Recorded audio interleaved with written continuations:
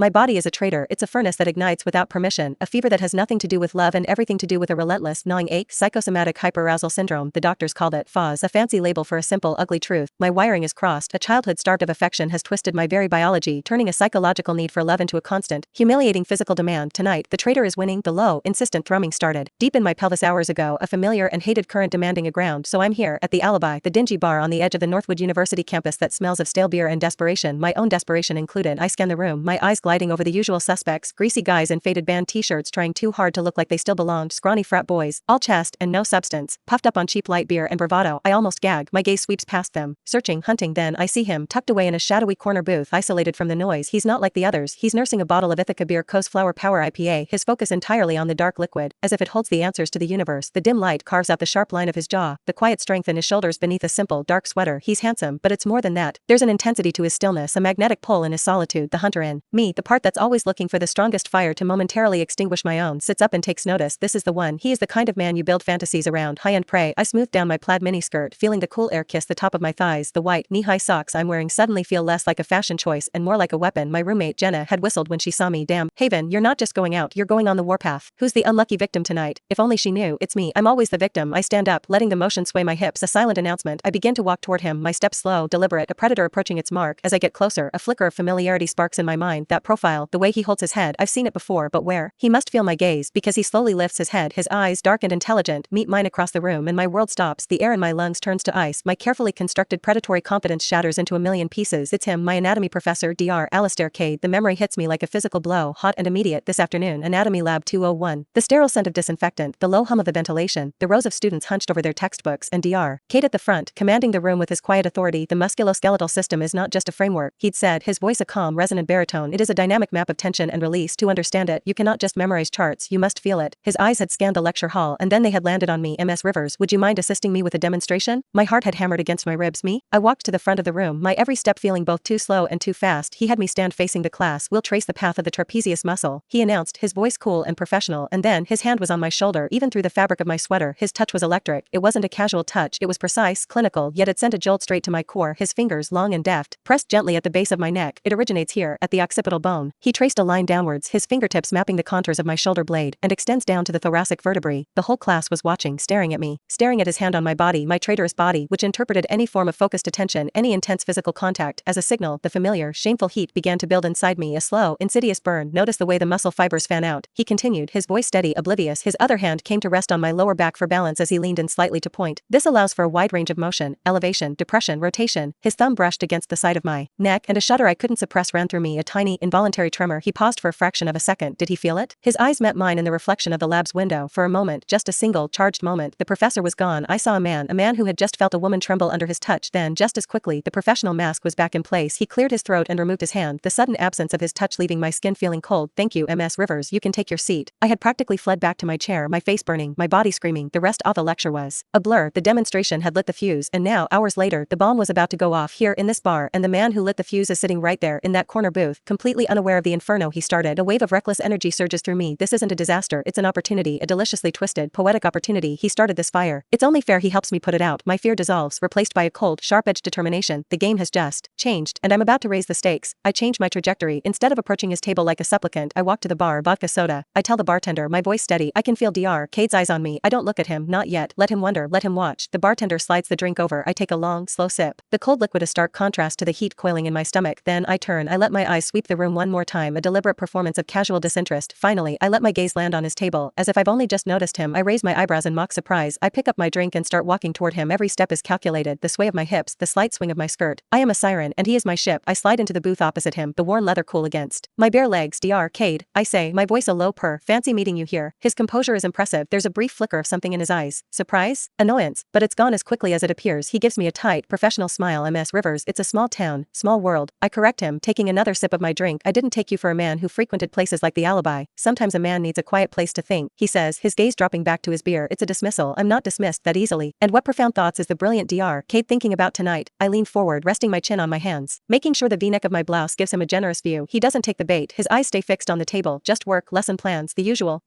I echo, a hint of laughter in my voice. Like today's lesson? I found it very hands-on. That gets a reaction. His head snaps up, his eyes locking with mine. The air between us crackles. It was a standard anatomical demonstration, Ms. Rivers, he says, his tone phone clipped, was it? I ask softly because from where I was standing, it felt a little more than standard. I let the silence hang in the air, thick and heavy with implication. He's the first to look away. He picks up his beer and takes a long swallow, his throat working. Bingo, the unflappable professor is flapped. I think you're misinterpreting a professional academic setting, he says, but there's a new edge to his voice. A defensive one, am I? I slide my foot out of my shoe under the table. Or are you misinterpreting why a student might seek you out after class? My bare foot travels across the space between us. I find his leg, my toes brushing against the rough denim of his jeans. He flinches, a sharp, sudden jerk. His eyes widen. He looks at me as if I've just pulled a knife. MS Rivers, he says, his voice a strained whisper. What are you doing? My name is Haven. I whisper back, my toes slowly, deliberately tracing a path up his calf, and I'm continuing my education. His entire body has gone rigid. He's a statue, carved from granite and disbelief. This is highly inappropriate. He grits out, his jaw so tight I'm surprised it doesn't crack. Is it? My foot is more daring now, my toes hooking around the back of his knee. Or is it just honest? We're not in your lecture hall anymore, professor. We're just a man and a woman in a bar. I watch his Adam's apple bob as he swallows hard. I am your teacher, you are my student. That boundary does not dissolve at the campus gates. Boundaries are just lines on a map, Alistair. I say, testing his first name on my tongue. It feels good, it feels right. Sometimes you have to cross them to get to the interesting territory. My foot slips higher, reaching the underside of his thigh. He makes a sound, a choked little gasp that's almost inaudible under the bar's music. It's the most beautiful sound I've ever heard. It's the sound of control cracking. Stop, he says, but it's a plea, not a command. I lean back in my seat, a triumphant smile playing on my lips. Why? Am I making you uncomfortable? His eyes are wide, dark pools of conflict. He looks trapped, hunted, and God, I love it. For the first time all night, I feel powerful. I'm not just a slave to my condition. I'm a wielder of it. He suddenly shoves his chair back, the legs scraping harshly against the floor. I'm leaving. He stands up, fumbling in his pocket for his wallet, throwing some bills onto the table. He can't get away that fast. I stand up too, moving to block his exit from the booth. What's the hurry, professor? I place a hand on his chest.